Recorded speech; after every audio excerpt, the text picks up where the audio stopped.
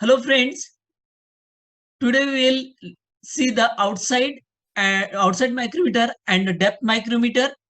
In that we'll cover the outside micrometer part and its principle, calculating the least count, then reading the micrometers and its application of the outside micrometer, then introduction to the depth micrometer and its part, and last use of depth micrometer. So first we'll go for the outside micrometer. In that we'll cover the first part as a topic as a principle and its part. So frame is a U or a C-shaped body that holds the anvil and a barrel. Anvil is a fixed part in the frame.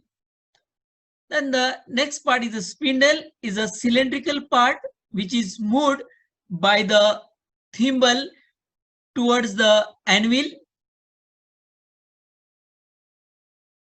Barrel is also called as a sleeve. It is a stationary round hollow part with a linear scale over it. It is just like a main scale or a regular scale. The next part is a thimble. So part that rotate by a thumb with a circular scale over it. Then the ratchet. Ratchet is provided to apply the constant pressure over the workpiece. Then the lock nut. So it looks like a lever to hold a spindle stationary. So once you lock, the spindle will not move there. Then we'll see the principle. Micrometer works on the principle of screw and nut. Here just I want to show the screw here, right? And this is a nut. This is the internal part inside the barrel, the spindle having the threads here, right? So when we rotate the thimble, the spindle will try to move in a forward direction or a backward direction. A screw is turned through a nut by one revolution. Its axial moment is equal to the pitch of the thread of a screw. Means if I give a one turn to the screw, okay, the spindle will try to move a distance equal to the one pitch of the screw. So this is just I have shown the screw, and the distance between the two consecutive threads is called as a pitch there. Okay, so by giving the one turn, okay, the spindle will try to move equal to the one pitch. Now the accuracy, mostly the accuracy of the micrometer is plus minus 0.01 mm, means or we can say the least count is 0.01. Then how to calculate the least count? So the formula is least count is equal to pitch of a screw divided by number of division on a circular scale. So pitch of the screw, if we see in this diagram, I shown the enlarged view. So if you can see 0, this is 1, 2, 3, 4, and 5. But 0, then there is again a 0.5 division. Means thus ultimately when you give a one complete rotation to the thimble, it will move a distance equal to the 0.5. So that's why our pitch of the screw is 0.5. Then so this is how, if I'm giving the one complete rotation to the thimble, the spindle will just try to move in a forward direction, that is equal to the one pitch.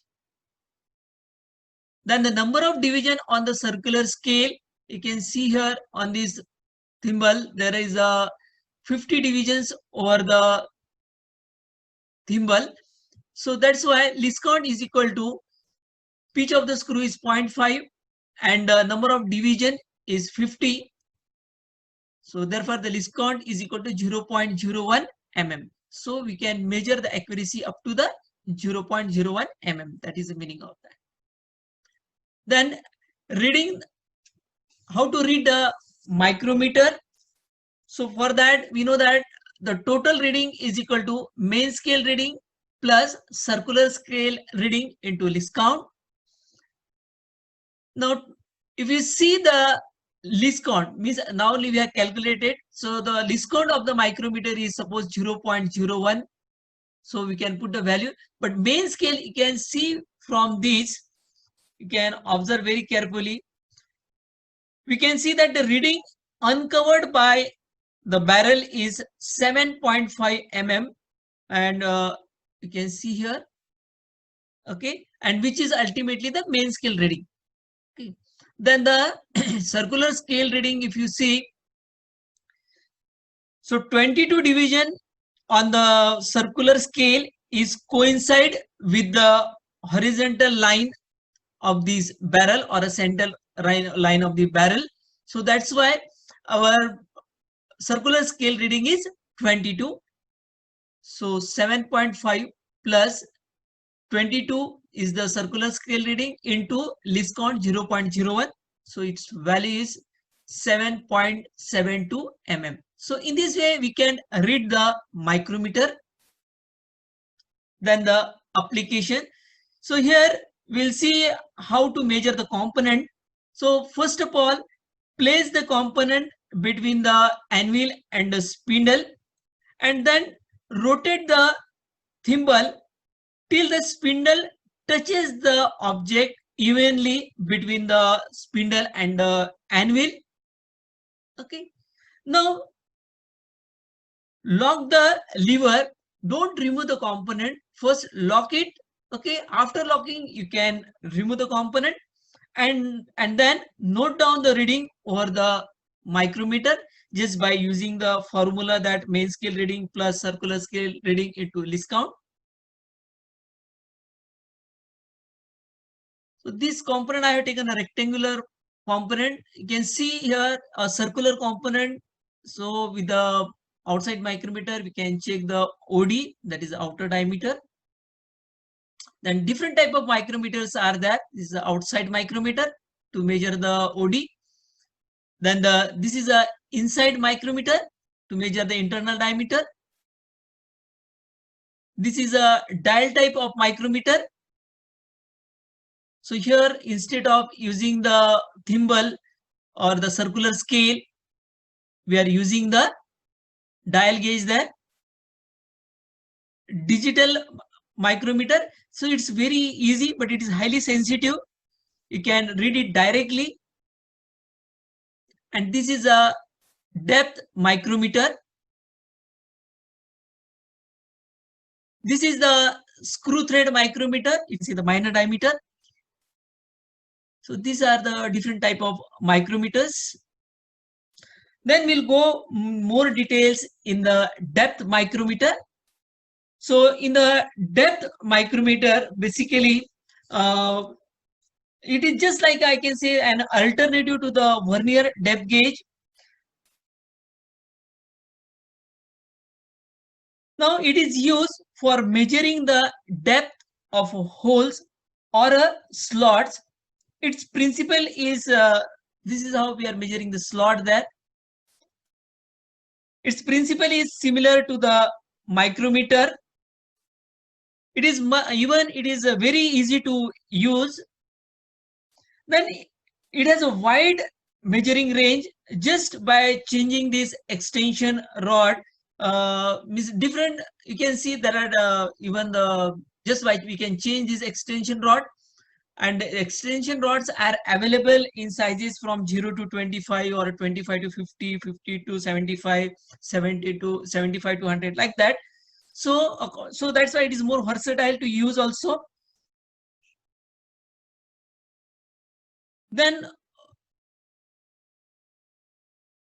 a very important point is to be noted is that the scale is calibrated in the reverse direction. You can see in this diagram here, it started from the 25, means 25, 24, 23, like that. It is a reverse direction. Means we are taking the readings from right to the left. Right now, means I can say the one peculiarity of this instrument is that it just read in the reverse, okay, from the other micrometer when we are looking from the ratchet side.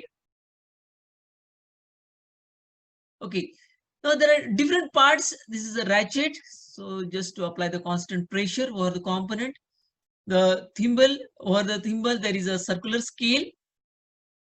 Barrel, over the barrel again there is a main scale, or then the stock. So this the base of the stock is highly accurate because it is resting over the component. Then the rod, so this rod may be a removable or it may be a fix also, it depends. Then this is a lock nut, so it will lock the rod there, or a spindle. Then the use of the depth micrometer, you can see in this diagram. So if you want to measure the depth, so first of all you have to take the component and micrometer. Okay, then we can set the, just I written that. Second, if you see in the second diagram, set the micrometer at a 0 reading. Okay, then the third important thing is that once you set to the 0 reading, then the base of the instrument we are just placing over the component. Okay, and then we can rotate the thimble till the spindle or a rod touches to the depth of that hole, and then you can note down the reading. This is just base, or it is also called as a stock. Here I shown that basically the base of this is a base or a stock. It should be highly accurate and perfect, and should be flat, so that we'll get a accurate reading.